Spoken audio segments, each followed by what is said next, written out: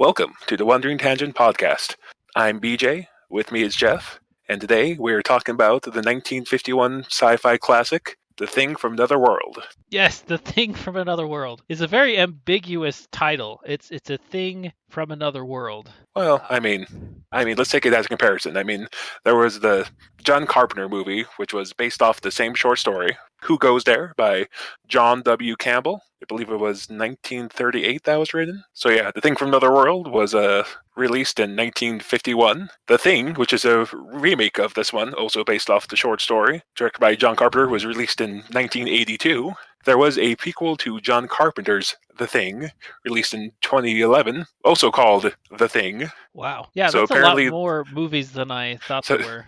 so apparently, there's just a need to make a movie called The Thing every 30 years or so. Yeah. So some interesting tidbits about this movie. The director is credited as Chris Nyby. I hope I'm saying his name right. But depending on who you ask, the film may or may not have been directed by Howard Hawks, who famously directed a bunch of John Wayne movies. And from what I could find, depending on who you ask, some people say that it was Nyby's baby. Some people say that Nyby took a lot of direction from Hawks because Hawks was a well-established writer, or not writer, well-established director. Yeah. I think this was Nyby's first, or one of his first. And some people say that it was a Howard Hawks film through and through. Yeah. So I heard that for a director to do a horror film in 1951 wasn't really career building or wasn't seen as like doing a real cinema film. And so he didn't really get credit for directing it so much, just a producer credit. According to the actual crediting, he was the what's the word? He was the producer, not director. So he was involved with the film. It just seems to be a bit of a controversy how involved he was because Right. what? So I guess Because some of the by this, cast members said that he was giving them direction on set. So some cast members say that Nyby was in charge. Some say that Hawks was in charge, and what? So by this point, Hawks already had a pretty good filmography under his belt. He directed stuff like Bringing Up Baby, which had Cary Grant and Katharine Hepburn. He directed The Big Sleep, which had Humphrey Bogart and Lauren Bacall. So yeah, Hawks was already pretty well established by the time The Thing came around. Well, Bringing Up Baby, that is about Cary Grant as a paleontologist, and there's I guess, a pet wild cat that roams around. Okay, that is a good movie. An excellent film. Yeah. I think it's a cheetah or like a panther or something. Okay, yeah. So he's made great movies. Oh yeah. And after 1951, he did like a bunch of John Wayne movies. He did Rio Bravo, Atari, El Dorado, Rio Lobo. He did Gentlemen Before Blondes. He did I Was a Mel War Bride. So yeah, he's a pretty well-known director and pretty famous director. So yeah. So there's every chance that he might have did more than just produce this movie, but that is still up for debate today, it seems. No one has confirmed nor denied. Yeah. So what did you think of The Thing from Another World, BJ? So I think I told you this straight up. This is unironically one of my favorite movies. So it's like on your list of the top 10 of all time, right? Something like that for you? It's up there. I own 2 copies. I bought the DVD copy, and then when the Blu-ray came out, I bought the Blu-ray. Back before such things occurred, I would wait for October to roll around so I could watch it when it aired on cable, usually on Turner Classic Movies. Yeah. But so I know it's up my alley. I am a little more curious about what you thought about it, because I think you tend to enjoy more, for lack of a better word, highbrow sci-fi. Well, I had really liked the 1980s movie, and it's been a long time since I've seen it, but I really love the whole being in a faraway place in a cold Arctic or Antarctic region. It depends on which movie we're talking about. And oh yeah, John Carpenter's version is very different than this one. It's actually closer to the short story, but neither one is exactly in line with the short story. Yeah, so yeah, it's just that it's like you're in this place and you're isolated, and when you're in the Arctic, it just feels like nobody can get to you. You're just on your own, and it's such a great setting for a scary movie. And so I like the 1982 version a lot, and I was excited to watch this. And it, to me, honestly, this movie is really good. I like it. And one of the things that surprised me is just how smooth the dialogue is. The dialogue is so good. Yeah. That's that, that's the best part of this movie. Is the dialogue is just amazing.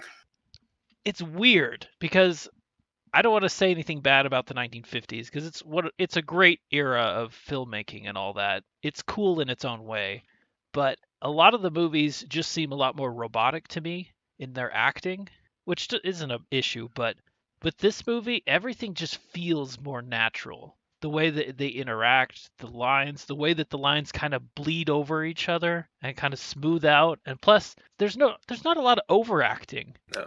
No, everybody is just kind of they're professionals in this outpost way up in the near the North Pole. And but at the same time, when they don't get along, the way that they discuss things, it's not always the dramatic yelling match that is often in movies where people yell at each other over things. That's not really normal for experts to be doing shouting matches like that to discuss their problems. It's more like they're just Mhm. discussing them, and the movie just does a great job of that. It adds a Yeah. lot of realism into it, and you really get a feel of how these people are just they're professionals and they're working through the problem, but they have disagreements and they have conflicting viewpoints, and yeah, it just feels so much more real and it draws you in because of that.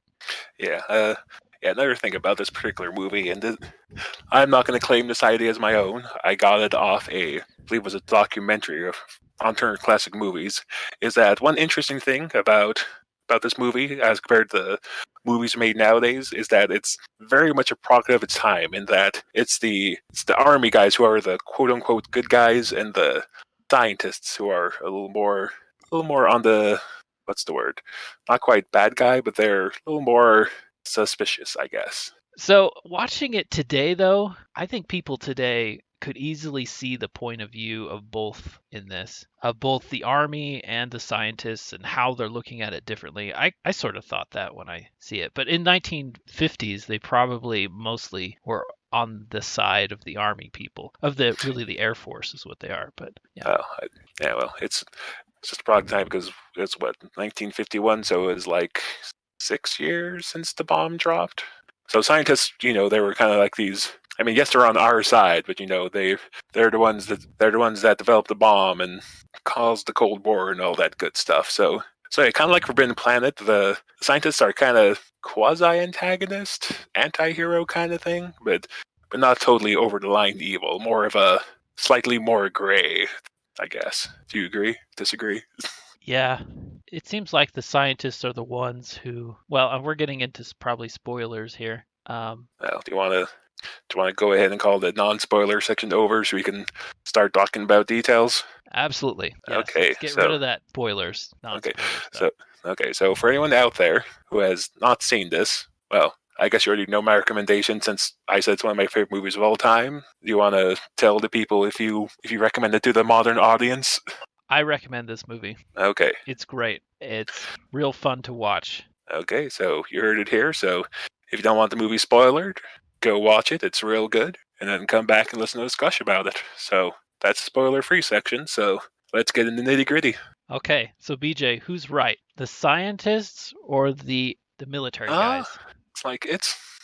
I guess it's down the middle, but if I was there, I'd probably lean more towards the Air Force guys. I personally actually would side with the scientists a little more, but at the same time, I could really see the military side to it too. Well, I mean, do you really want to side with scientist guy who's saying, it's our duty to mankind and science. Let this thing murder us. Well, okay, We must die for science. That's so they get this creature out of the ice, and he begins to thaw, what. and he comes out, and what does the guy do? Like the moment he's out of the ice, quickly pulls out his gun and blasts him, and then runs straight out of the room. That's like Well, they exactly how you would not want to welcome someone to Earth, or at least start the relationship. well, to be fair, up to that point in the movie, they do talk about how unsettling the thing is and how they're like staring this thing through the block of ice, and even through the ice, it's like freaking them out. Yeah, They actually shortened their watch shifts they like come in half because of how much it's freaking out the people in there watching them. Yep. And by the way, the scene where they find the flying saucer and try to use was it Thermite. Yeah, I want to yeah. talk about that. So that is actually straight from the book. Same thing Is it? happens in the book. They tried to use a firebomb to get it out from the ice, and the ship goes up in flames. So That is such a great opening to this movie. It's not right at the beginning, of course, but no, it's when they fly in and they see this huge, like flat melted surface where something has in fact melted into the ice and then the ice froze again over it. So you have all of this frozen landscape, but then this smooth surface. And it just totally looks cool. and and I'm going to gush about the soundtrack here for a second because in the previous movie we watched, in the Forbidden Planet, the previous movie we watched, there wasn't really a soundtrack. In this movie, he has like the classic 1950s soundtrack. There's like horns blaring. There's the what's that thing called? I don't know, but I know what you mean. I forget what that instrument's called, but I'm not going to lie. I bought the soundtrack. It's like terrible quality Of because course it's you like did. 60 years old, but I own the soundtrack on iTunes. It's great. Yeah, it is good. I thought yeah, the soundtrack was really good. But anyway, as you were saying, we're kind of living up to our name in this one. We are tangenting all over the We are place. tangenting all over the place. It's true.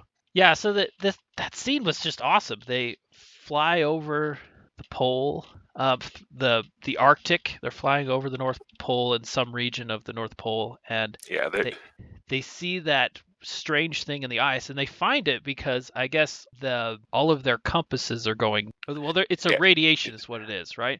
Their Geiger They, counters are going crazy about the. well, the Geiger counters are going crazy, but they initially find it because it's putting out a large magnetic field, so it's throwing Yeah. off your instruments. Like more towards the beginning when they're flying in towards the Arctic base, and the radio guy calls them and tells them to check their course.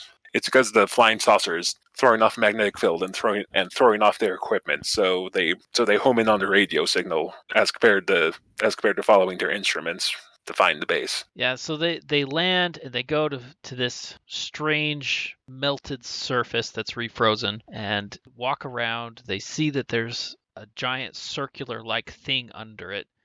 And It, they immediately think, oh, well, the reporter does. The reporter's like, oh, someone from Mars.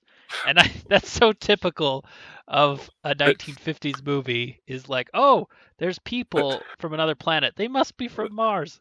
I'm going to backtrack us here a little bit because I'm going to say this a lot, but I really like the scene. They get there, they find the scene, they're looking down in the ice, and there's a bunch of them. So one says, okay, everyone spread out. We're going to try to figure out the shape of this thing so everyone kind of find the edge, right? So everyone spreads out to find the edge, and they end up in the perfect circle. Everyone's like, oh, we found a flying saucer. Yeah. oh, And and, so oh, and, and oh, and apparently they have an SOP, a standard operating procedure for when you find a saucer in ice in the Arctic. Although that's probably oh, not exactly what their SOP no, is. no, no. It's more Yeah, like, hey, there's something under the ice and you have to get it out. What do you do? yeah, that's where the thermite comes in. Oh, and you kind of brought it up, but I love the reporter character, dude. He has so many good lines. Does he? Okay. We kind of already talked about how they blow up the ship. So they set the thermite bombs to melt the ship out, and they go off. But somehow the ship catches fire under the ice, and the ship blows up. And Yeah. everyone's kind of sitting there moping about it. And then here's a reporter just making such comments like, standard operating procedure.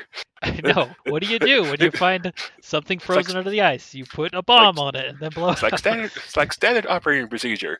Alien spaceship becomes a 4th of July show or something like that. Yeah, it's Think of not a lot of this. wrong. They were kind of following things and they didn't really understand what to do. And yeah, I guess nobody really has a plan for what to do if you see a saucer like that. I imagine the characters really don't have much of a plan. They just kind of are following what they do know, which means there's no way they can dig out the ice. So if they want to get down to that thing, they're going to have to melt the Uh, ice. And thermite would melt ice, not explode, but yeah. yet something just goes wrong. Yeah, they say something like the engines caught fire or something like that. I want to say in the book it's because the ship's made of like in the book they said like magnesium or something like that. I could be wrong, but Huh. it's something to do with the metal of the hull that somehow causes a reaction with the thermite and makes the ship blow up. Yeah. Though kind of going off with what you were saying before, it does kind of become a little bit of a joke later on. During this entire time, they're sending information back to their general. Yeah. And one of the orders that they get back is to use bombs to get the ship out of the ice. And Scott's like, oh, that's what I love. Scott's name, the reporter, by the Right. way, for those who don't know. And Scott's just like, oh, that's what I love about the Army. Smart all the way up to the top. Yeah. Well, either way, Anyways, they burn up the ship. Somehow the ship explodes because it's designed in a way that they have no idea. And somehow that heat destroyed it. Or maybe it's like, this is a fan theory now. Maybe the ship somehow knew that Earthlings were going to capture it, so it decided to blow itself up because it has a really smart controlling program inside of it. there is no data to back up the sand theory. Exactly. That's the best thing about a theory like that. If there's no data, then how can you refute it? Okay, so we've kind of danced around the subject of the thing itself. So, as someone who, in your case, had seen John Carpenter's version first, albeit a while ago, how did you feel about the thing in this movie? Well, It's definitely not the draw. yeah, I think the 1980s version is a lot scarier, but that's not really why I watch movies from the 1950s. I really like viewing those movies in more of a perspective of their time period. This monster was excellent, I thought. Yeah, I think the information behind it, like what they figure out about, is better than maybe the actual monster get up itself. By the way, the monster is played by James Arness, who went on to star in Gunsmoke, I believe. I believe he's the biggest star to come out of this particular movie. The guy with the mask.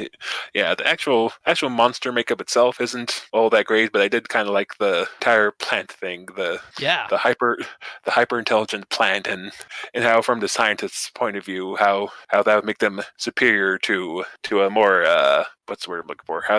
How being plant based would make it, how being plant instead of animal could have its advantages as compared to all the nonsense that animals have to do. I guess is the best way to phrase it delicately. Well, plants can grow and they can spawn from things, and they even grow more of these little plants based on the sample they get from the hand, right? Yeah, they find seeds on the hand. They'll kind of explain what happens. So after the ship blows up, they find the body of one of the crewmen, dig it out, take it back to base. They throw a blanket over it to hide it, and I guess it's an electric blanket that's plugged in. Yeah, it's a really funny scene too. A very high quality electric blanket did not short out. They must have made really good electric blankets in the 50s. The blanket wasn't even supposed to be over the creature. They had got it because they went into their storeroom and they didn't want it to melt, so they broke a window in the storeroom. I guess they can't open any of the windows. They have to break a window to make it cold. It's like, dude, it's Arctic. Do you think you're gonna have? If you were making the base in Arctic, would you want your windows to open? I guess there was no reason to open a window. But if you break the window, then you've got a cold room forever. Anyway, I don't want to go into that. The first thing I thought when they broke the window is like, they're gonna, like, all their food's gonna be frozen. Like, all their dehydrated eggs are now gonna be frozen. Anyway. No, not my dehydrated eggs. My eggs are cold. I know. So they get the electric blanket so that they can keep whoever's guarding the giant ice block warm. Warm, yeah. And somebody just kind of throws the blanket over the ice block because, they don't want to look at the face staring at them from in the ice. Yeah. I think what happens is that the next guy that comes in, he has his flight suit on. So I think he just plugs in his flight suit, so he doesn't need the blanket. So he throws the blanket over the block of ice and then unplug the blanket. Yeah. So the monster is unleashed. So the monster's unleashed. As Jeff previously mentioned, the first thing that happens is that the guy wasn't panics, shoots it. Yeah. The first interaction with humankind, and it's a bang, bang, bang. The bang, bang, bang is followed promptly by the thing running outside and getting mauled by the sled dogs. Yeah. It's got a bad day. Okay, so it might be a hideous, murderous monster. That is true. But if it was just a nice, peaceful plant creature from outer space, and it wakes up from the ice, it's just had a terrible crash, suddenly gets shot, it runs out, and then it gets attacked by dogs, and then runs away again. It's like, now that I think about this, it's not totally parallel, but has a couple of commonalities with, is it From the Mountains of Madness? At the Mountains of Madness. A Lovecraft story, which takes place in the Antarctic. Oh yeah. Yeah. So there's not a lot of similarities, but there's otherworldly beings they find frozen that dogs react poorly to. So it's not. So there's similarities. I don't know if they were intentional or not. I'm going to assume not, but it's some similarities. Oh, and I want to bring this up before I forget. Yeah. But one thing I was thinking about, I know when we talked about, I know when we were doing, when we were talking about the Forbidden Planet, we pointed out all the things that modern sci-fi may have borrowed from it. Do you think there's a chance that the motion trackers from Aliens might have been inspired by the Geiger counter in this movie? I thought that. I thought that very thing when they were walking through the hallway and their Geiger counter was tick, tick, tick, tick, tick. There's something in that room next to us. That's exactly what I thought. It was interesting. Because they do that a couple of times. They use the Geiger counter to tell when the thing's approaching them. Yeah. Just the Anyway, type of mood and atmosphere that has. Like, there's something there. We can't see it. And this instrument is telling us it's there. It just adds to the creepiness. anyway, so I think we were talking about that. Right, the hand. We were talking about the hand. So anyway, this whole thing was a roundabout way to explain how they got the hand. So after the thing breaks out and gets attacked by the dogs, they go out and think it's killed some of the dogs, but the dogs Yeah. manage to tear off its hand. Yeah. Good dogs. So Yeah. So they get a sample. They get its hand. they get the hand and they're kind of, I guess dissecting is the wrong word. They're examining the hand. And that's when they find it's more plant cells and animal cells, and they find sea pods embedded in the hand. And also they note that when the hand's brought in, it has dog blood on it, and then the hand starts moving, and they figure it's because the hand has what's the word? The hand has taken in The hand has absorbed the blood. absorbed. Somehow. That's the word, absorbed.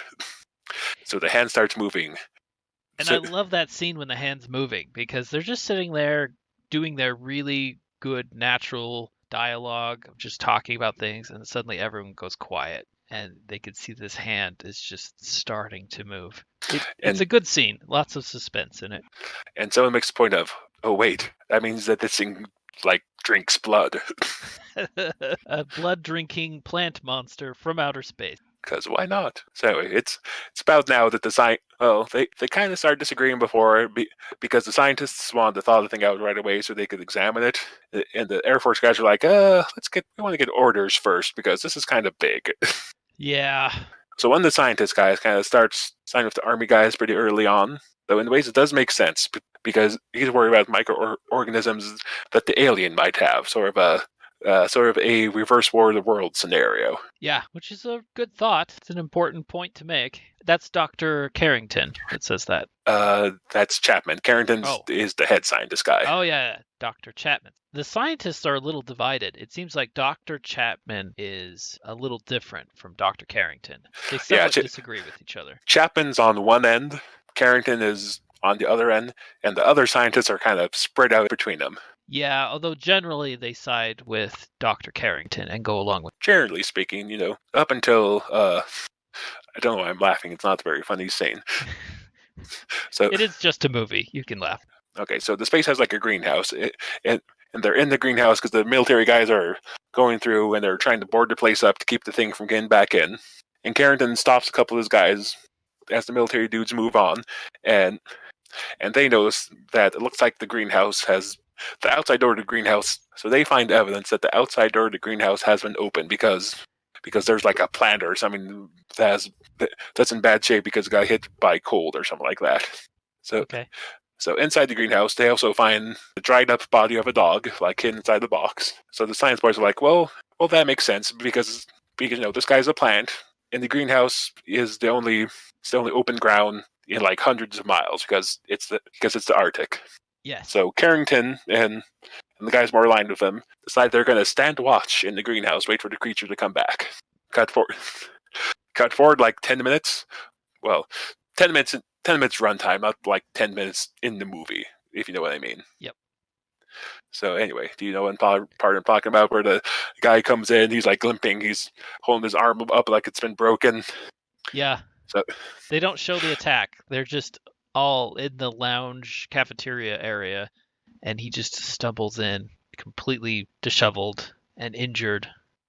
So anyway, they wake him up using smelling salts, and they go out to the greenhouse, and I think it might be it's probably the first good look you get of the thing in the movie is when they open the greenhouse door and standing right there and like takes a swing at him and like tries to backhand him. Yeah, it's just right there. Let's see So what's it's in right there. this room. Boom! Ah, it's right there. So they open the door, take a swing at them. They close the door. They slam the door. I think one of the guys like tries to shoot him through the door, Yeah. and they brace the door closed. And they don't actually show this because 1950s. But they say so. Carrington's not in there, but the other three scientists were, and the one got away, but the other two have been killed, and they're hanging upside down in the greenhouse with their throats cut. Yeah, just like with Forbidden Planet, they don't show the goriest things. They talk about it, Which is fine. which is fine. So kind of parallel to that, Dr. Carrington has taken the seed pods out of the hand and is growing them using the base's plasma supply. Yeah. Because this is a good idea. But Yeah, I don't know. I somewhat agree with the military guys on this one. Doing experiments with this stuff might be what a curious scientist would do, but there's still a whole lot of questions about what this creature is, and there's a lot of unknowns, as Dr. Chapman would say. So it probably isn't a good idea to do a lot of experiments and to grow things with it without having a big safe lab somewhere or something. yeah, it's about this thing that the other scientists are kind of starting to slowly turn against Carrington. Yeah, they're beginning to realize that he is starting to become obsessed and losing his sense of judgment. Because Carrington's like, oh, this is great, this is awesome. Here, take this stethoscope. Take this and listen to the plants. And what? It's like the older scientist. I forget what his name is. He's thinking, he's like, oh yes, I'd be happy to. He takes it and he listens to it, and like his face just drops, and he like goes over to the side and like thinks about it for a second, and he's like, sounds like a newborn baby crying. And Karen's like, I know, right? I'm not sure what that was supposed to mean. Like it's making a strange crying sound. I don't know. Yeah, I like what the scene was trying to do, but yeah, it might have been a little over the top. I'm taking another Yeah, drink real they're quick. just trying to say something very bizarre to get the audience intrigued. I don't think anything comes to that. It's just that the rather than a heartbeat, some sort of pulmonary thing Well, pumping juices through it, it has a strange different sound when they listen to it. yeah, that was really the point. It's just sort of there to reinforce the fact that these are very alien plants. Yeah, And of very course, alien. the whole thing with Carrington using the plasma supply to grow these is as the military guys point out, the exact same thing the thing is doing in the greenhouse, except he's using the blood of the dead scientists to grow his. Okay, I wanted to say about this creature, one of the things I really like about monster movies, they're very careful in how they show the monster. And this movie does a really good job. The first time you see the monster, it's a faraway glimpse. You can kind of tell somewhat what it is, and you can tell that it's powerful because it can take on these dogs. And it Yeah, can it's like out there, it's like throwing the dogs around while it's getting mauled.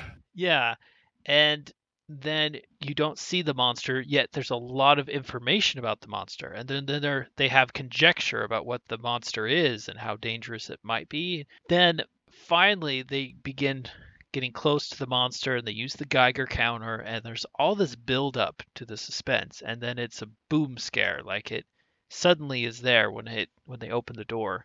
And then they still rarely see the monster through the film. And I really like that, where you use the monster sparingly. It just makes the scenes where the monster's actually on the screen so much more energetic, involved, and Yeah, I guess after the greenhouse scene, the next time you actually see the monster, I guess it's the fire scene, isn't it? yes, and the fire scene is probably the best scene of this whole movie, I think. So I heard this somewhere. I did a little bit of research to try to verify it, but I couldn't find anything. So take this with a grain of salt. But from my understanding, which could be entirely wrong, this was the first fire stunt of its type in Hollywood, I believe. So the first time they set someone on fire. Yeah, that's my understanding. Like I said, I could be wrong. I heard that somewhere, and in a little bit of research I did, that I could not verify that. So I could be wrong, but I was under that impression. Yeah, well, I mean, 1951. That's really early in cinematic history. Yeah, it possibly could be. It's a really good shot scene too. They kind of turn off the light, for reasons, but it looks so good. Yes, they build up to it. The pacing is really good. They come up with this plan. They gotta open the door, and they put the girl behind a mattress just to try and keep her safe. And the only way to destroy it, because bullets don't seem to hurt Yeah, it at all. yeah, they've tried shooting it. They've tried shooting it. They don't really want to get a hand in hand with it because it's because it just took on a pack of dogs. So Yeah, it's it's way kind of too strong. so, so it's the girl that gives them the idea to use fire against it more or less. Oh, Because they're being serious, but they're kind of joking around, saying stuff like, "Well, so what do you do to the vegetable?" She's like, "Boil it." They're like, "What? Boil it, stew it, cook it, put it in the pan, potato." yeah, Some Samwise Gamgee action. yeah. Samwise knows what to do with it. Though one thing I will say, I knows I knows rewatching it because going back to what you said about how they have the girl, she's standing in the corner and she's holding up a mattress to like protect herself because in the scene they have the monster who is on fire take a swing at her and like rips the mattress and sets it on fire. Like immediately after that, they throw another bucket of kerosene on. They throw another bucket of kerosene at him, and they totally light that mattress on fire, dude. Yeah, so it really goes up in flames. It, she, that I don't think that was planned that way because continuity wise, she'd be in deep trouble. But anyway, like I said, it was not the first stunt of that type. It was among the first, so I'm willing to cut them some slack. Yeah, that scene is so fast, and I really like it like that. I love how there's so much build up to it, and then suddenly the monster's there, and they go through their plan, and it's just a few seconds, and it's all over, and they rush out of the room because it's on fire. But I Well, love the suspense of that. It's yeah, because sometimes confrontations are like that. They're super quick and over again. I don't think they don't rush out of a room. I think the thing like leaps out of the window, doesn't it? Well, yeah, so it does leap out of the window out into the cold again, but because the room is burning and has that, they kind of rush out. That's what Well, I remember. Do they stay in the room? some of them leave. I think people come running back in with like fire. Yeah, Uh, they put it out, but yeah, okay. fire extinguishers. That's the word. Yeah. Some people come running back in with fire extinguishers. Yeah. It's a great scene. It's really quick. It's just excellent. And to see that creature and their plan just doesn't work. Like they light it on fire and all that does Well, is make the monster spread the fire to everything else as it knocks well, everything they around the room. well they do manage to drive it off, but I believe even they say after. I believe even they say like in the movie right after that they're like, well, it's like we drove it off, but we had to burn out the entire room to do it. So Yeah. so it works, but it's not great. Yeah. So any other Um, thoughts, or do you want to I, talk about the climax? let's talk about the final climax. Okay, so all this time they're talking about how smart the monster is. So the thing does something very smart. It shuts off the heat. Yes, it does. It, Yeah, the heat is coming from I guess well anyway, I won't describe it. Yeah, it shuts off the heat, yeah, I guess the heaters are powered by oil, so it blocks off access to the oil tank. So all the heaters turn off. So which is a big problem for them because in the Arctic because it's it's the freaking Arctic, dude. yeah, you can't survive without heat there. Not for very long. So they're all very worried about that. So they all pile in the generator room because they figure that if it's smart enough to smart enough to block the oil, the next thing it's going to think of is cutting the power. Yep. So everyone files into the generator room.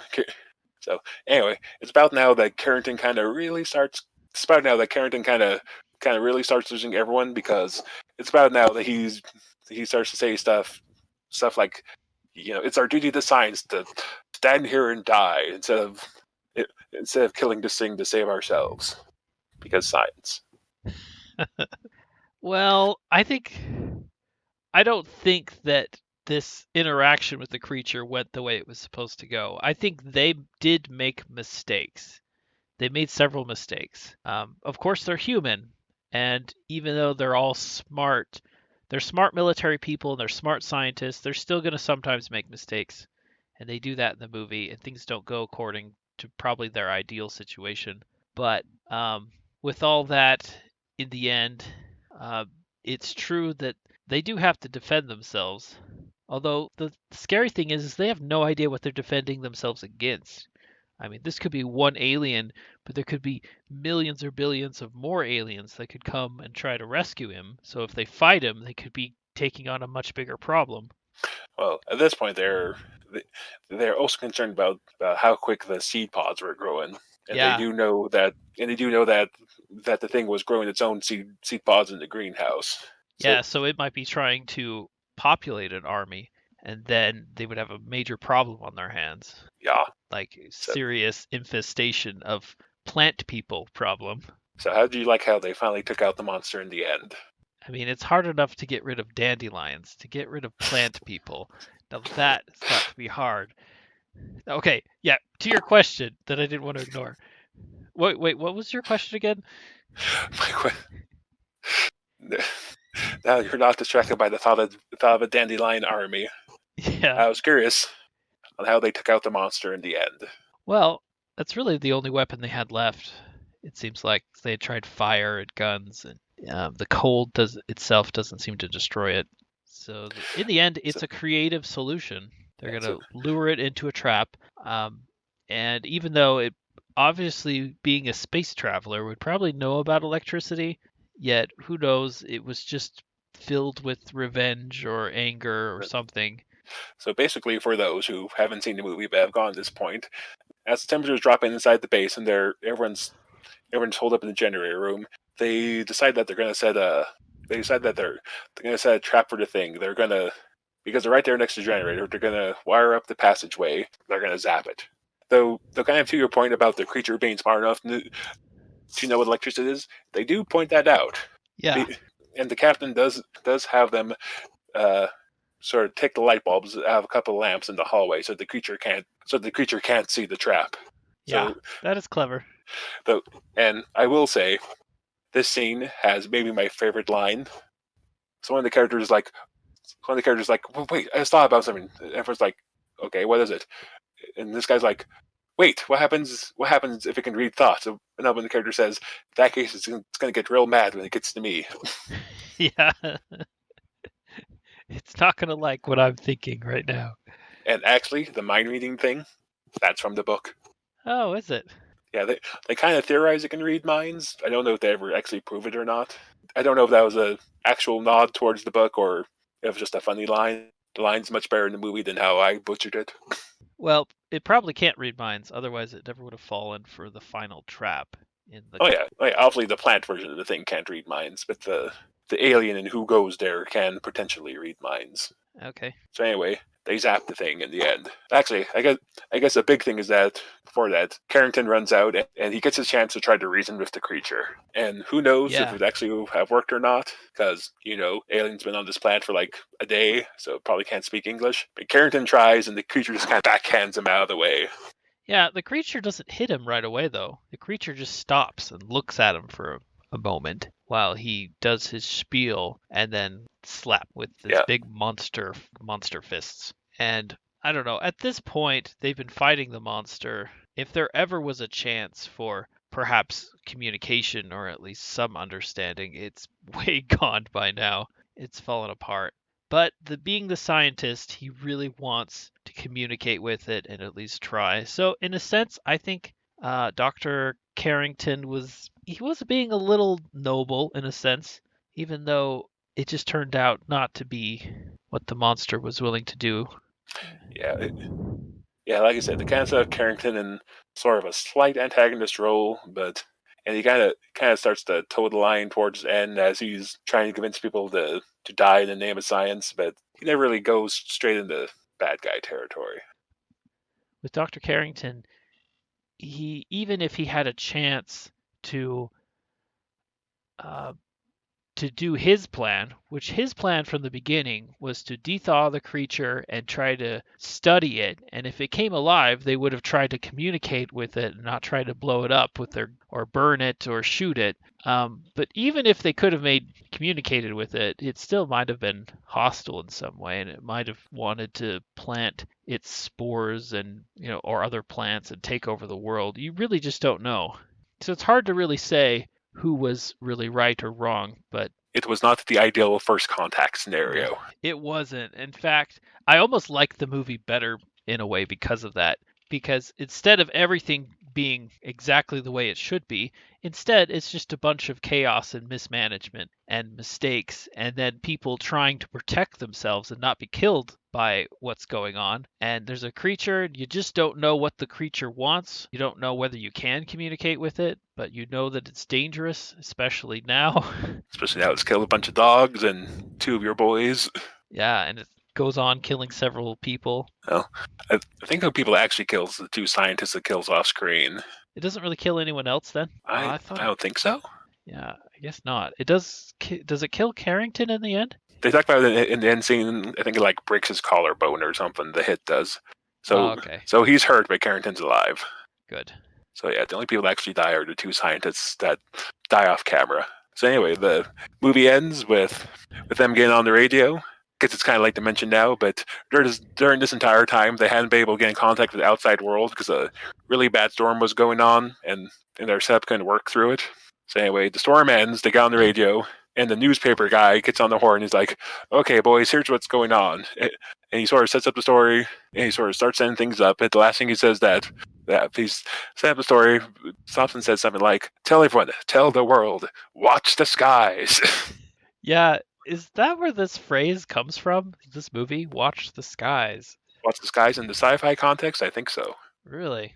Watch the skies. I guess that's a pretty typical 1950s ending. It's not a total downer because it doesn't show like an invasion fleet coming in, or it's not like Invasion of the Body Snatchers. They're here, or whatever. Yeah, well, and scary movies often end like that. They want to end in an ambiguous way to some extent where the danger is still out there, or the potential for it at least. Because if there was one plant person coming to invade Earth, there might be more. I was going to say it's kind of like what you said. The flying saucer had just crashed like days before, so it's not like they found like a long buried ship or anything. It had just crashed. So is this like a scout? Was it just like a ship that went off course? No one knows. Watch the skies. Yep, watch the skies. Anyway, so any other thoughts on the movie? Yeah, I guess I just really like the idea of a research station in the middle of a frozen, hard to get at place. It just feels so isolated. There's an X-File episode about a frozen research lab in Alaska, and that's always seemed kind of creepy to me because in a frozen area like that, it's hard to get in and out. You know, it's hard. You can only fly in a plane at certain times, and storms could come, and then you could become isolated, which is what happened with this too. There was a storm that came in, Yeah, and they couldn't talk to anyone. They couldn't really fly out, and they had to wait for the storm to pass. It's that feeling of being trapped.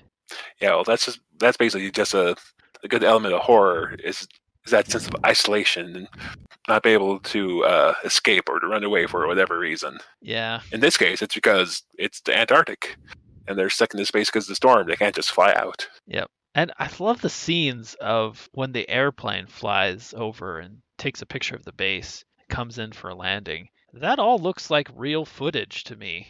Like they really had stock footage from an airplane that landed in the Arctic, or I don't know. It looked real to me, at least. Um, I can't say off the top of my head. It might just been a really good miniature. Who knows?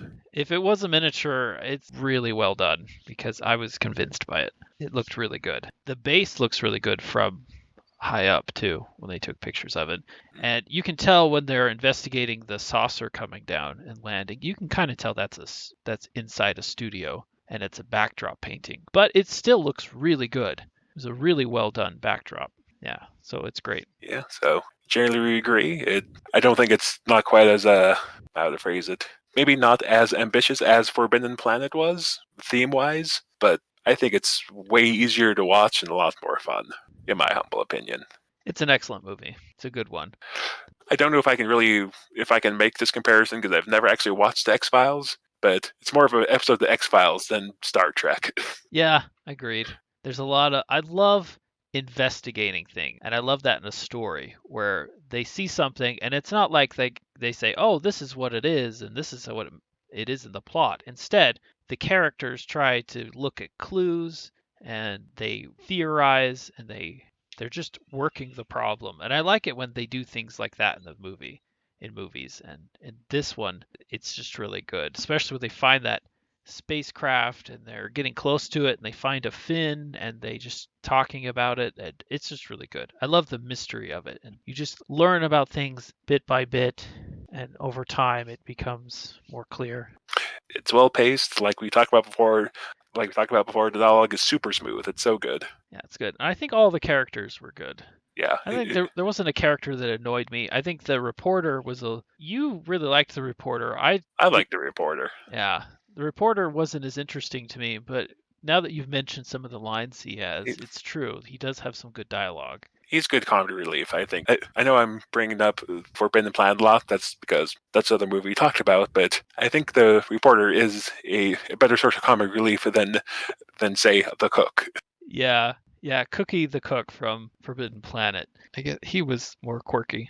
And of course, for those curious about such things, yes, there's a romance subplot here. It's between the military captain and the doctor's assistant. But in this case, there's some implied history between the two. It's not 11 first sight kind of thing. They've don't know if you can call it dating because she's at a research space, a very isolated research space, and he flies in there so often. But very least, it's not a love at first sight kind of thing, and it was not nearly as awkward as some. It wasn't nearly as awkward as some other sci-fi romance of that era. Yeah, well, the captain, he's a captain, I think. Yeah, Yeah, he's just not Captain much. Hendry. Yeah, Captain Henry is really not marriage material very much, so he would have to settle himself down a bit for the relationship. And but so it Well, seems like they're not really a thing. It's like they're they're becoming a thing, though. They're at the early stages of it. they're kind of a thing. I laugh because the crew really wants them to be a thing. Yeah. The crew is totally trying to set him up. Yeah, yeah, they realize the captain needs to be tamed. I think she wants them to be a thing. The captain's not totally convinced. The rest of the crew is kind of totally convinced. Yeah, but it's not really a big focus of the movie. No. It's just kind of a thing. And the girl in it, she seems to have some good conversation too. She's part of that very smooth dialogue as well. She does a good job with that. There's no weak link here. It's very good ensemble cast. Yeah. Yep. So yeah, anything else? No, I guess that's. I know we said we are gonna make this one shorter, but we've been talking about it for over an hour now. I know. It's just that good. Is there anything you don't like about this movie? Like I said, the monster design ain't super great. The making the seed pods sound like babies crying when they listen to it through the stethoscope was kind of weird, but yeah, no, even if it was a strange sound, why would you compare it to a baby crying? Yeah, so no, yeah, a couple nitpicks, but no major complaints about this movie. Okay. How about you? Yeah, I very much liked it, and if I had to draw anything that I didn't like as much, it would probably be just the fact that and I don't think this is wrong. It's not bad, but normally in a science fiction monster movie like this, you would want to establish that the monster was evil before the battle scene would start going on. And I don't think they established it very much. They might have established it according to the mindset of a 1950s audience, but I think today people are going to say, well, I mean, there wasn't a scene where the monster came out of the ice and the guy was frozen and then he came up and attacked him first or maybe destroyed one of the guys or just came at him or I don't know, something like that where you establish that yes, they found someone in the ice and it turns out it's in a bad mood and wants to kill everybody or something like that. And I'm not really against that because in a way, I kind of viewing it my own way, I kind of think that's kind of why that's kind of how some people might react. They might just shoot first because they're scared, they're terrified. This is something that's different than they've ever seen before. It's creepy. It's been in the eye staring at them and it's creepy, and whether or not it had any ill intent, it snuck up on him when he wasn't expecting it. Yeah. Well, and they all commented how they looked into the ice and its eyes just seemed to be staring back at them. And that's not a pleasant feeling. It's not. No.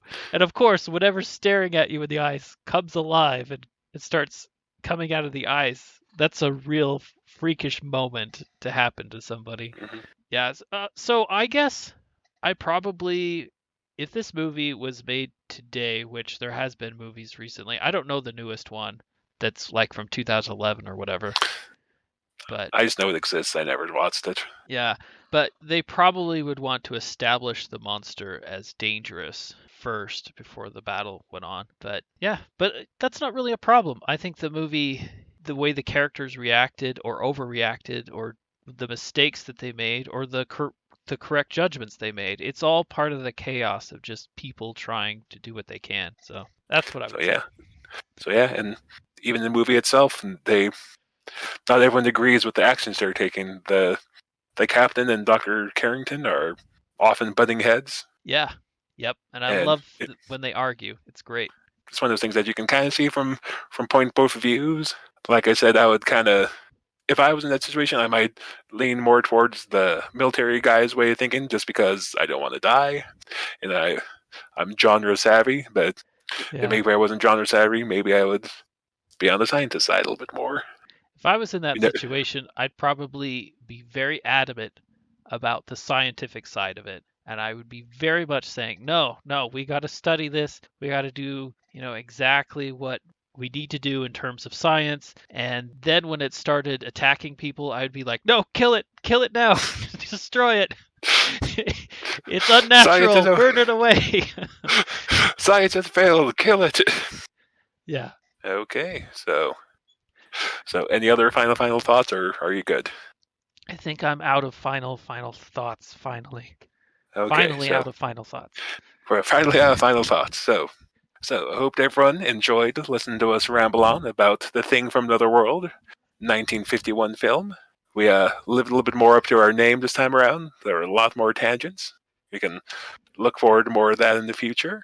And we will see you next time with whatever the heck we watch next. So have yourselves a good day. Goodbye. Bye. Watch the skies. Watch the skies. Watch the skies.